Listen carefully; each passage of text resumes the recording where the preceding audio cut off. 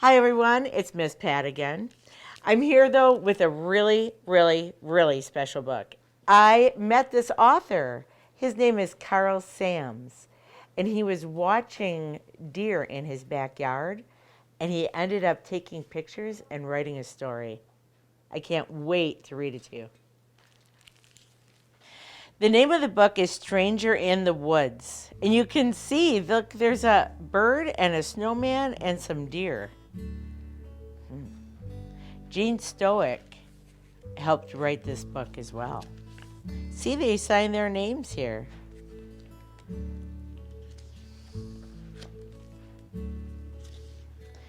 This book is for people who protect the wild places and to the snowman that lives in everybody's heart. You can see the deer and the trees. It says the snowflakes were resting after their twisting, twirling dance in the crisp night air. Every twig in the forest wore a new coat of glimmering white. Daybreak came, softly moving through the woods and yawning as its rays slowly stretched across the snowy meadows. That's almost like a poem.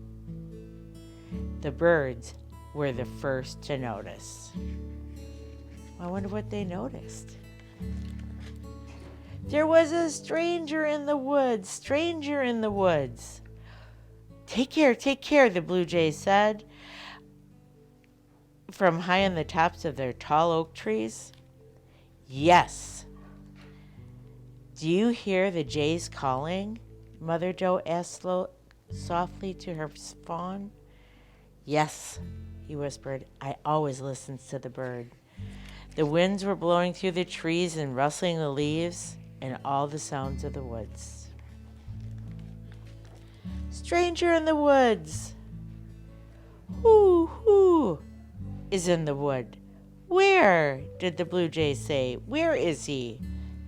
Asked the owl of many questions. Cuckoo, cuckoo. Could that be him? Oh man, I wonder. Asked the mourning dove. There, beyond the old apple tree, follow that snow trail, past the pond to where the meadow begins. Not far at all.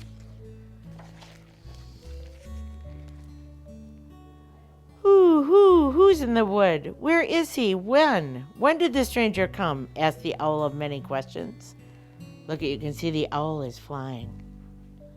I've been here since early morning, before the first light in the eastern sky, said the munching muskrat. Oh, that's a munching muskrat. So no stranger came this way. No one passed by my pond. I followed the snow trail under the light of the winter moon, answered the buck. This is another word for deer, is a buck. You can tell because he has these antlers on his head. He was not there during the night, that I am sure. As the animals moved through the snowy forest, they came to the edge of the meadow. The frightened doe stomped her hoof and snorted. Where is he? Where is he? Can you see him? Do you see any strangers in the woods? Yes, I do see him, chattered the squirrel. Someone needs to go and check him out. I think I see this stranger. Who will go? Who will see? Asked the owl of many questions. Now, don't be looking at me. I'm much too busy chewing on my antlers, sputtered the porcupine. He is, look, he's eating one of the antlers. You'll not be volunteering me, no siree, said the scared rabbit. Is he watching me? Howdy. It is me, the chickadee. I will go. I will take the lead. This is the chickadee.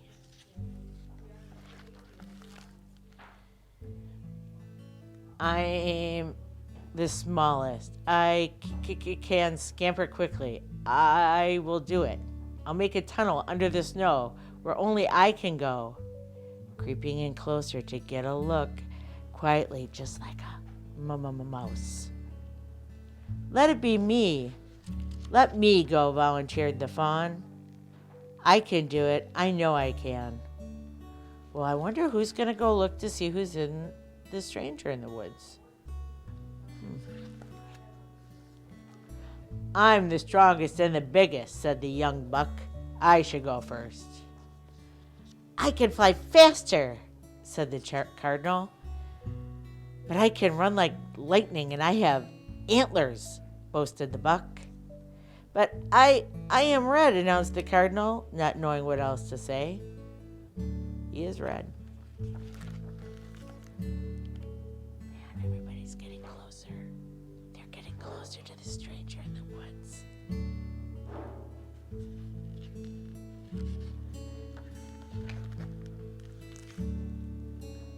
What are you waiting for? I'm already... Dee, exclaimed the chickadee. Hey, look where the chickadee landed. You can see him. He said, I'm already there. Gee, said the chickadee. There's nuts and seeds on this hat for you and me. Look there's bird seed inside the snowman's hat. The stranger is friendly. Come see. There's plenty. Look at all the deer are looking at the bird and the snowman. I wonder if the snowman's a stranger. I could see there's something for you, said the buck. Could there be something for me? My nose is leading me to corn buried beneath the snow. Oh, look at the birds. Oh, look what the deer are looking at. They're coming right up to the stranger. I found a treat that I can eat, said the young doe as she reached out to the stranger. Oh no! Look what's happening. Wow, a carrot. Do I have to share it? Oh man. What is this? Questioned the fawn. He passed a curious object in the snow. Could it be there's more than one stranger in the woods? What is that?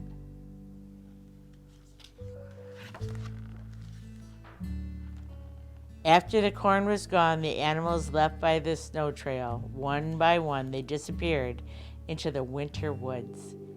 It was the chickadee who took the last seed and flew away. The snowman stood alone, but only for a short time. Why, I wonder?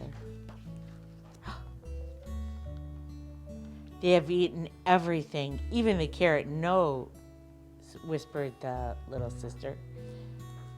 She was peeking out from behind the evergreen trees. Let's put more seeds in corn before they come back, encouraged her brother. He's over here.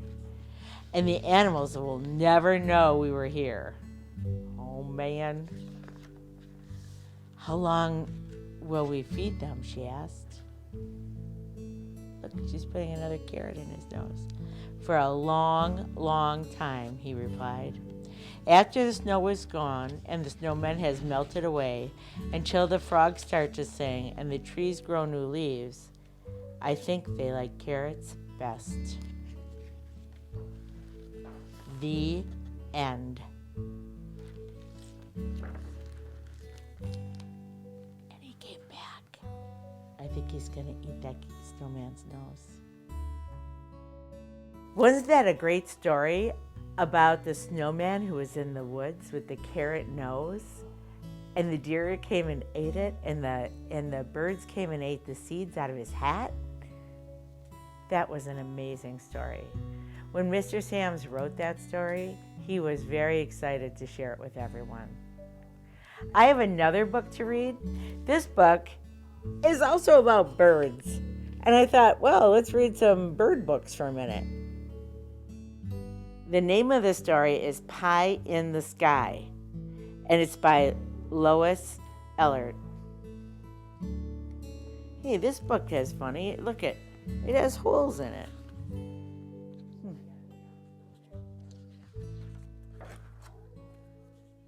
This tree was here when we moved in. I can see the tree. Oh, wait, there's a little page.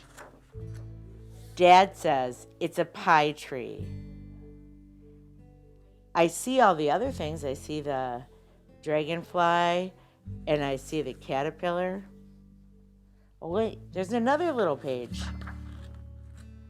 I've never seen pies growing on trees. Wouldn't that be something? It would be pretty much something if I could see a pie in a tree.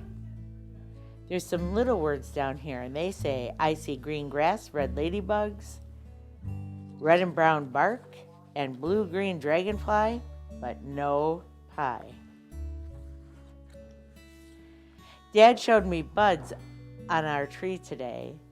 He says that's a good sign, but we won't know till summer if we'll get a pie. I see yellow leaves with green spots and brown buds. I see the buds. And a brown chrysalis. That's where a butterfly lived. And a gray snow sky, but no pie. I think they have to wait till summer. Winter's finally over. Sweet spring is here at last. Buds we saw last fall are bursting into bloom. Look, they're turning into flowers. I see green leaves and white blossoms, yellow pollen dust, blue eggs in a brown nest, yellow little honeybees with black stripes on a yellow butterfly. See them? But no pie. Where is this pie? Now a damp wind is blowing and all the flower petals are falling down like rain. Look at them. Hey, what's over here? What's going on? There's a bird up here again. I see white petals but now a damp wind is blowing and all the flower petals are falling down like rain. And I think those are baby birds. I see white petals, dark gray tails, brown branches, and gray rain sky, but no pie. I thought this book was about pies. You know what? I think something's finally growing on that tree of ours. Hey, what is that? Something is growing. I see orange and lime green balls, yellow moon and stars, a pale green moth, a dark blue sky, but no pie. The birds sure sound excited. I wonder what's going on. I see a robin's rusty red breast and the speckled throat, a gray catbird with a black crown and tail, and a purple-violet clouds and a pink and orange sky. But no pie.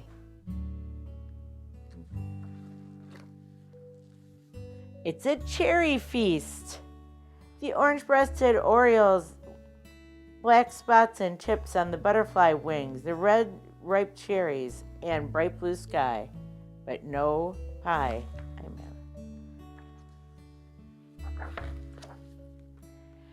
At last, Dad says, it's time for us to pick the cherries. They're cherries, look. We're going to make a pie. It's finally time.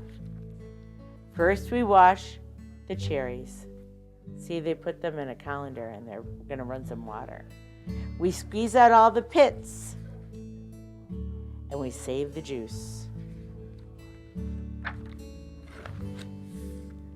Then we put the cherries in a bowl, and we add the juice and some cinnamon and flour and sugar and stir it with a spoon. Next, we mix the pie crust dough. We roll out 2 crusts and press one into the pan. I can see how they did that. And then we pour in the filling.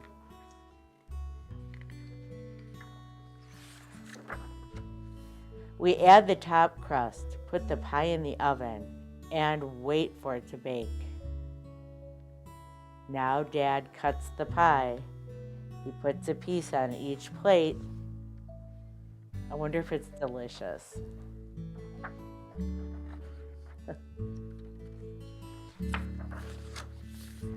Wow, that was the best pie I've ever eaten. I wonder if the birds would like it. Do you think the birds would like it? Let's see. They did. Look, they're eating it right there on the plate.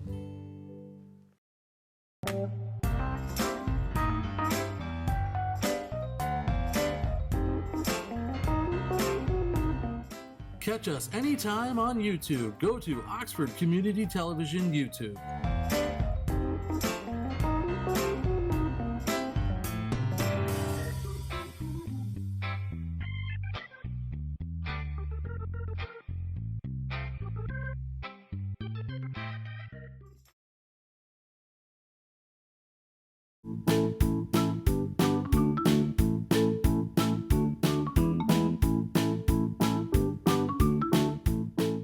Well, we read a story about birds eating a pie and eating cherries in a pie.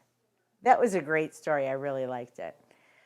This story I'm about to read is about, you thought it was a bird, didn't you? Nope, it's not about a bird. It's about a fish. The name of the story is Rainbow Fish. The name of the story again is The Rainbow Fish. This circle up here means that it won an award. It was a great story. Marcus Pfister wrote this story. Look at this fish with the shiny, shiny, shiny scales.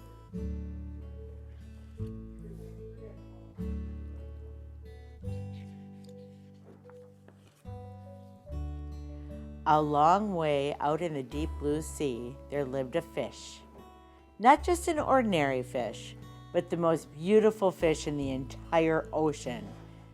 His scales were every shade of blue and green and purple, with sparkling silver scales among them. Look at how beautiful that fish is.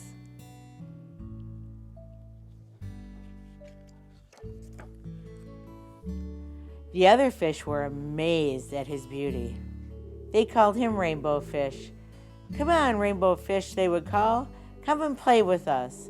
But the Rainbow Fish would just glide past, proud and silent, letting his scales shimmer. They asked him to play, and he didn't want to play with them.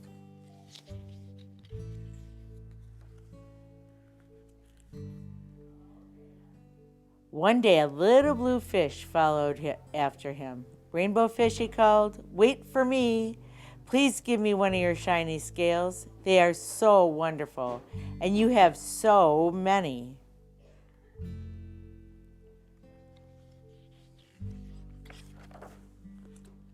"You want me to give you one of my special scales?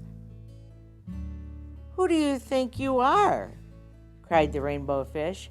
"Get away from me." Oh no. Shocked, the little blue fish swam away. He was so upset that he told all his friends what had happened. From then on, no one would have anything to do with Rainbow Fish.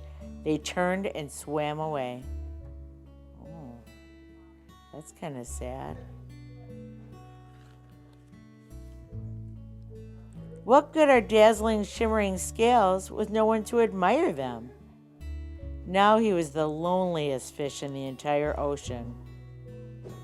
One day he poured out his troubles to a starfish. I really am beautiful. Why doesn't anybody like me? Oh, I wonder why nobody likes him. I can't answer that for you, said the starfish, but if you go out beyond the coral reef to the deep cave, you will find a wise octopus. And maybe she can help you. Do I need to do it again? No, that seems fine. Oh. The rainbow fish found the cave. It was very dark inside. Oh my gosh, this sounds so scary. He couldn't see anything, and then suddenly, 2 eyes caught him in their glare, and the octopus emerged from the darkness. Man, this seems kind of scary. I have been waiting for you, said the octopus with a deep voice. The waves have told me your story. This is my advice. Give a glittering scale to each of the other fish. You will no longer be the most beautiful fish in the sea, but you will discover how to be happy. I wonder what rainbow fish is going to do.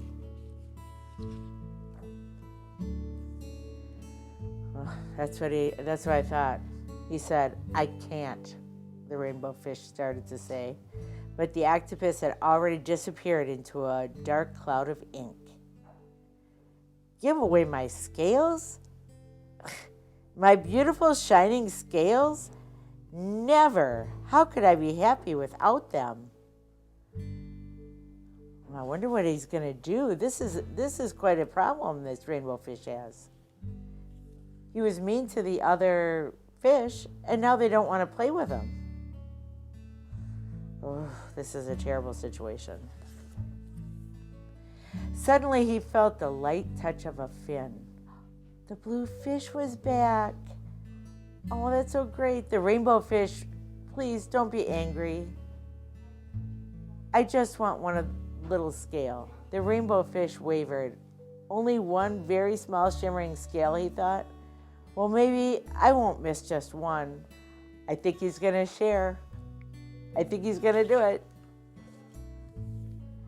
Careful. Oh, I think he's doing it. Carefully, the rainbow fish pulled out one of the smallest scales and gave it to the little fish. Thank you very much, said the little blue fish. And he tucked the shiny scale in among his blue ones. A rather peculiar feeling came over Rainbow Fish. For a long time, he watched the little fish swim back and forth with his new scale glittering in the water. I wonder what Rainbow Fish was feeling. The little blue fish whizzed through the ocean with his scale flashing, so it didn't take long before Rainbow Fish was surrounded by other fish. Everyone wanted a glittering scale. The rainbow fish shared his scales left and right, and the more he gave away, the more delighted he became. When the water around him filled with glimmering scales, he at last felt at home among the other fish. The octopus might have been right. It might have made him happy to give away his scales. Finally, the rainbow fish had only one shining scale left. His most prized possessions had been given away. Yet he was very happy. Come on, rainbow fish, they called. Come on and play with us. Here I come, said rainbow fish. And with a happy splash, he swam off to join his friends. The end. I think it's such a good idea that he shared his scales. Even though he only has one, now he has a lot of friends to play with. And that's what made him happy. The octopus was right. What a great story about a fish who is sharing. And now look at all the friends he has. He's going to play. I'm so glad you could come and... Try it again, it's fine. I'm so glad you could come. You gonna shut the book again? You gotta restart. It's For the whole beginning? You gotta redo it. Okay, take 17. Take 17. All right, here we Take go. 4. Pat's on set. Let's do it. What a great story about sharing and a fish. He's so happy now that he has friends to play with. I'm so glad you could let me read this story to you today, because I really loved it. Can't wait to see you next time. This is all we have time for today, but next time I'm going to read you some stories about Valentine's Day. Valentine's Day, I wonder what it's going to be about. See you then.